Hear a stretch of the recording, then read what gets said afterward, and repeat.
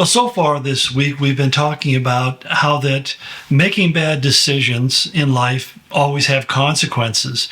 And this is true in just about every area, whether you're talking about marriage and family or business or job or career. It's these decisions that we make, these issues that we have to make decisions about, always have consequences. And when we make a bad decision, the consequence is always going to be a bad. Now, the challenge that everyone faces, how do we go about making good decisions? Well, in part, it's by making bad decisions, which is one way to learn. But what Solomon is recommending to his son is, instead of waiting until you've made a bad decision and then living with the regrets, why don't you choose to learn what are good decisions? What are the positive choices? And that's really, I think, that we can learn vicariously from other people's mistakes, especially when we look at them in Scripture. That's oftentimes why the Bible tells us the stories about good and evil people who made good choices, people who made bad choices.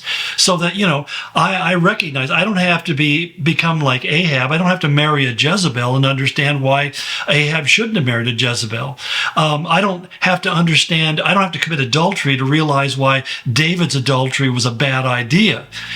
He suffered immeasurably as the last part of his life because of his choice to commit adultery with Bathsheba. Some people say, well, God didn't kill him, so he got off clean. No, his life was a pretty miserable life from that point on. He lost sons, he lost reputation, he lost really the legacy that he had built, and certainly he predestined future generations to follow a path that was equally destructive, with only a few exceptions. Most of the kings that came after David really walked in his sins, not in his righteousness, and brought ultimately the destruction and the captivity of the kingdom of Judah.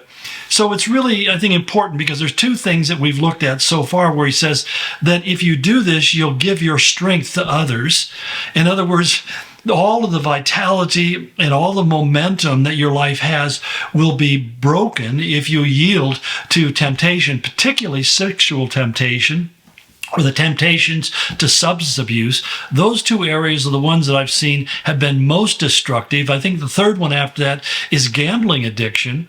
I've seen that people who have given into these things find that their ability, their potential that they had to do something significant becomes greatly diminished because they basically spent their energy on the wrong things.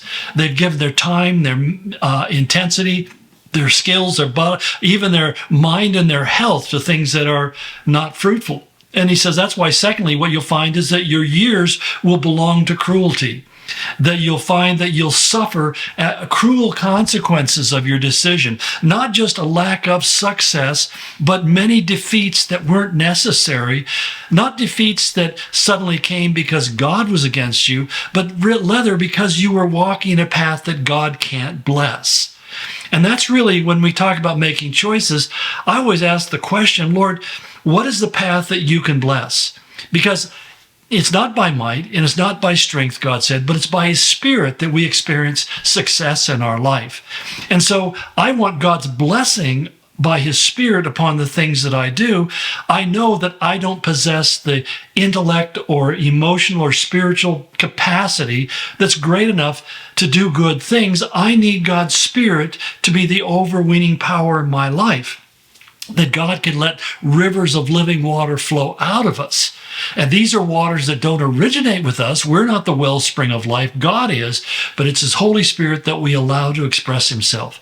There are a lot of people who could be powerfully used by God, but they're not because God doesn't want to, and not because they don't have the right gifting or they're not smart enough.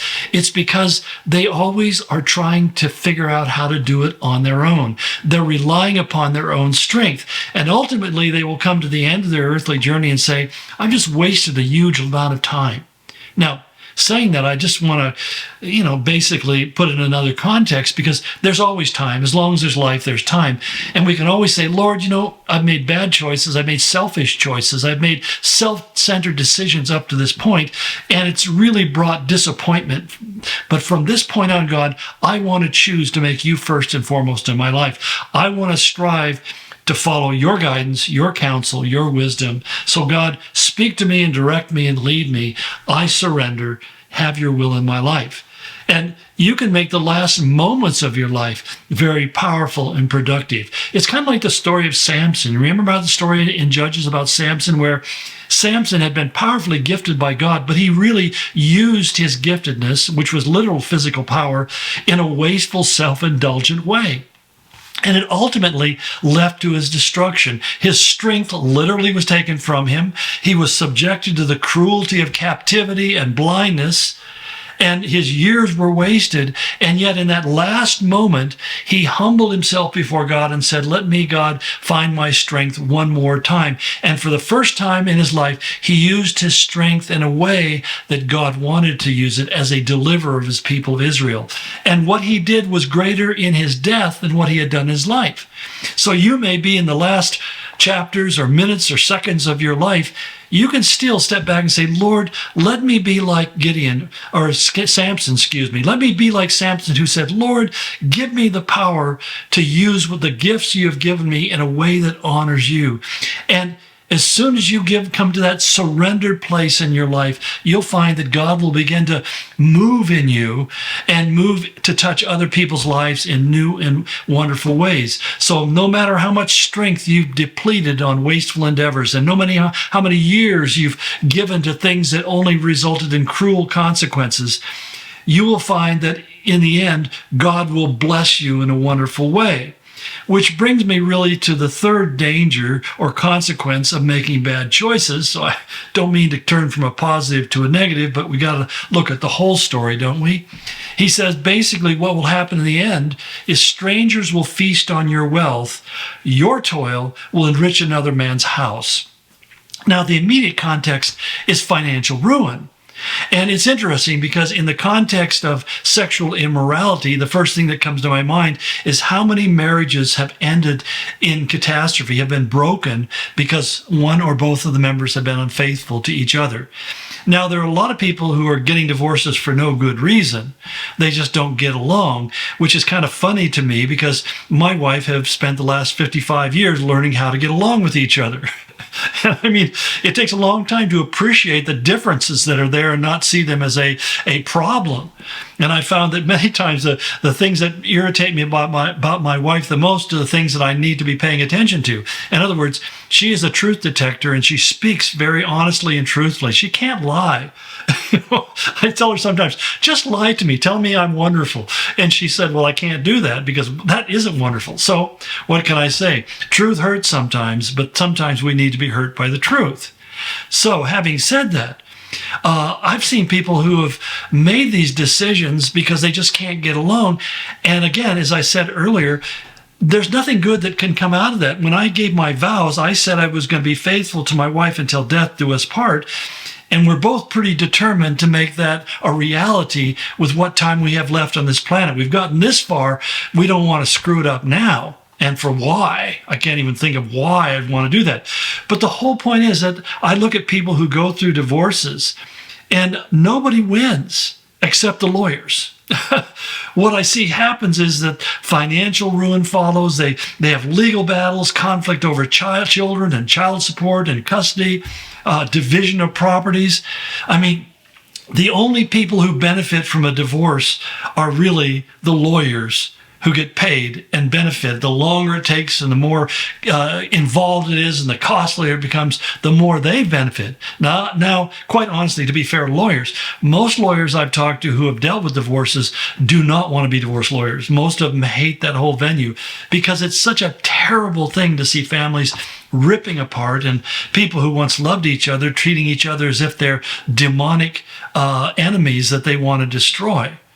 But saying all of that, the simple fact is that, well, I'm reminded of something Solomon said later on in chapter 6.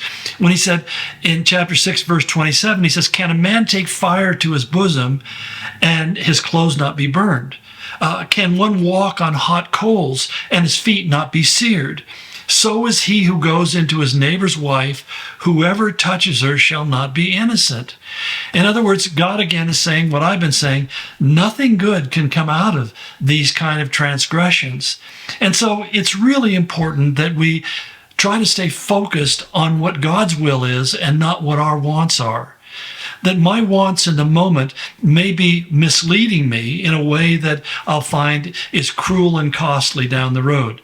In other words, let me know, God, what is your will? And I found when in the context of marriage, God's will be done.